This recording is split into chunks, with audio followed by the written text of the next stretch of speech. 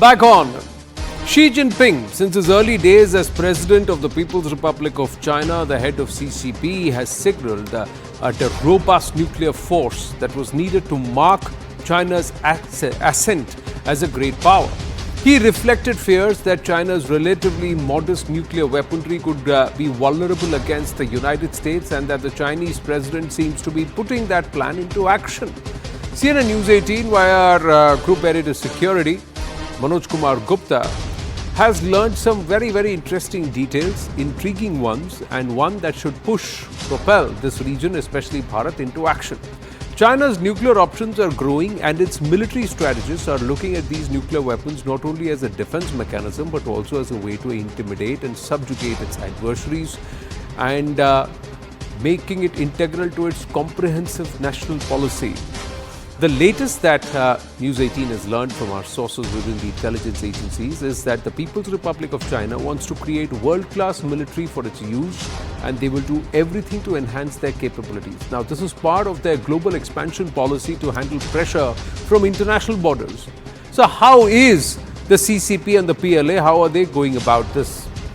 First up, why is it worrying? Because for one, the swiftness with which China is doing the expansion. Look at the nuclear warheads that have gone from 250 to 500 in just a mere 10 years, in just a decade. 100 warheads have been added by China in just the last 1 year. And this is estimated to go up to 1,000 warheads in the next 5 years. And here's the latest in Beijing's nuclear arsenal. Now, according to intelligence estimates, China is developing the DF-41.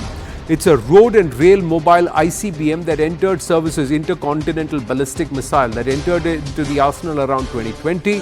This has an estimated operational range of 12,000 to 15,000 kilometers, and the DF-41 is believed to have greater operational range than any other missile in the world. Now, according to recent US report, China also has the Type 094 submarine, which is now equipped with the newer third-generation intercontinental range submarine launched a ballistic missile. The JL-3s have considerably longer range of approximately 10,000 kilometers and can touch the US. China has introduced an additional 2 Type 094 submarine with a total of 6 in its arsenal. China is also developing a new nuclear-capable subsonic strategic stealth bomber, the Jian H-20, and this H-20 has a range of 10,000 kilometers, and if this is upgraded to air fueling assistance, then its capabilities far exceed and it becomes far more potent. Sushant Sareen, Senior Fellow ORF, is with us, and Andrew K.P. Leung, International Independent China Strategist, with us. Namaste. Thank you very much, gentlemen. Sushant Sareen, this is worrying. Now, China is going about its business, looking at US as the adversary, and it's saying that not just land, air and sea also, we need to have capabilities. But what does that mean for this region? So, Anand, I think it's very clear that some of this is natural progression. You know, if you are nuclear weapons power, if you are as big an economy as the Chinese economy is, and if you have the kind of global ambitions and the kind of belligerent postures that China has, then some of these developments are part of a natural progression of building up your forces. And of course, if you are a nuclear weapons power with perceptions of real or imagined dangers, then one of the important things is to ensure the survivability of your arsenal and the ability to strike back at whoever your enemy is, assuming they've carried out the first strike. So one is that part, so this is understandable. But the problem is twofold. One, that while the Chinese are, using the threat or the perceived threat from the United States to build its muscle up, its nuclear muscle and its military muscle, its impact is going to be felt on the countries in the region, and we are seeing some of it already happen. The way they are bullying countries like the Philippines, the way they are bullying other countries in the region, including a small country like Bhutan, they are bullying them. Nepal, they are bullying them. So one is that part, and of course we as we also have a very clear and present danger from the Chinese. So we have to be very careful. Of course, how do we handle this? Now, there have to be 2 or 3 ways that we have to handle it. We can't match the Chinese ship for ship, submarine for submarine, missile for missile, and I don't think we need to do that. But we need to have the ability to strike China where it hurts them, number one.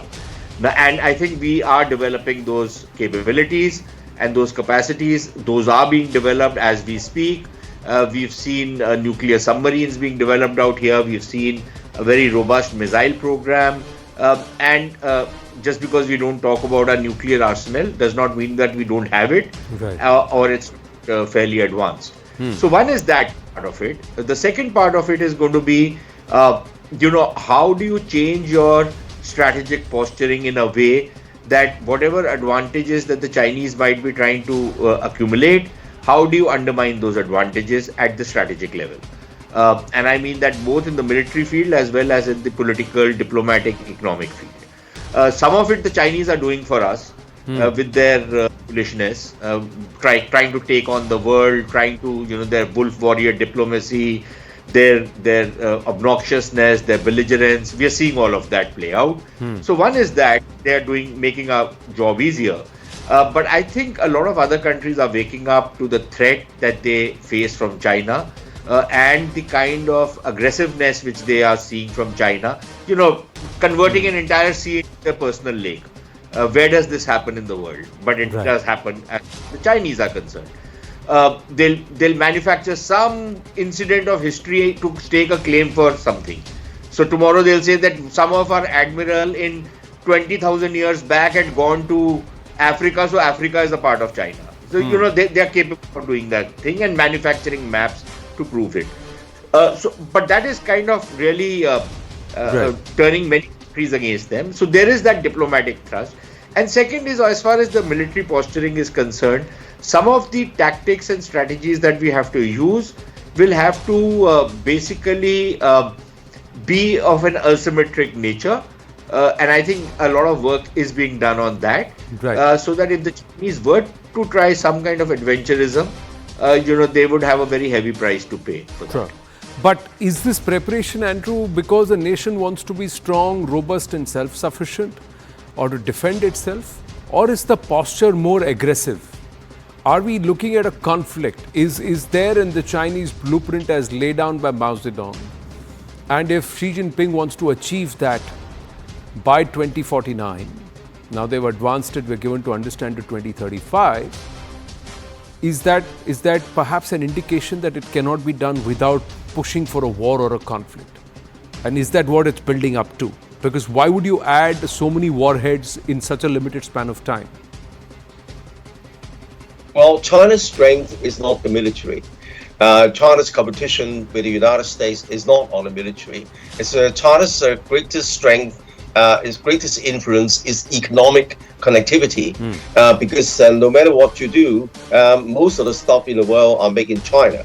And of course, the seven of the top world container ports are in China, including Hong Kong. And then even products not marked made in China have China's embedded in it in terms of components and materials and logistics. So that's China's strength. So China's competing on the economic connectivity. As far as the nuclear arsenal is concerned, I think the things have got to be put in its proper perspective. China's arsenal is only 500 warheads compared with over 5,000 in the United States, and even a little bit more, nearly 6,000 in the case of Russia, right? And then, of course, as far as the alleged threat to the region, China's already got 500 warheads. That's much more than enough to as a defense, or even, if you like, a threat for the region. You don't need more than 500 warheads for So why are the they planning to amp it up to 1,000 in the next 5 years? Well, obviously, as I said, China's target is not India, it's not Asia, it's the United States, because the United States is perceived as China's greatest threat. And likewise, the United States has made China the greatest existential threat. Now, of course, the recent report is that China is not just increasing the number of warheads, because you don't need so many warheads. And the number of warheads will be more than enough to destroy the world several times over. But you need to upgrade the kind of delivery systems. the long-range delivery systems, and also the warheads underwater, the warheads in the air, and that's where China's heading, because that's what the American strength is also building up. And of course, in the great power confrontation, you need to build up your own defenses. So China's intention is defensive. I mean, China doesn't want to conquer the world. I mean, China wants us to grow this economy to be a great power, but it doesn't mean that China's putting boots on the ground or putting, as in the case of the United States, 600 bases around the world. I don't think that China wants to replicate that. Right. So, Shantareen, what does that mean for us? Does that mean that we will have to also consider a significant up in our defense budget? We will have to up our defense budget. We will have to up our the kind of technologies that we will have to equip our armed forces with, and we will have to rethink some of the technologies which the other side is using and find ways to counter it. Look, regardless of whatever seductive stuff which comes from Chinese mouths, the fact of the matter is what we are seeing is colonialism with Chinese characteristics. They will say something, they will do something quite different. They were never, we've seen how much their footprint has started expanding, the number of bases they've started building up. It's not something which is going to happen overnight that they will try and match the American bases, base for base. But they've started proceeding along that line. They lull people into complacency, which is how they build up their economy. And then they use that position to actually, it's kind of a predatory economic practices. Which is what is also likely to happen. Correct. As the strategic sphere is concerned. But so I think last thing we can do is turn a blind eye to the actions of China. Thank you very much, gentlemen. But as they say, only the strong are spoken to, and the strong speak only to the strong. So if we've got a matchup to the best in the world, and if you want to be there, then we'll also have to have those capabilities to tell the world that we are strong, don't mess with us. So think about that, ladies and gentlemen.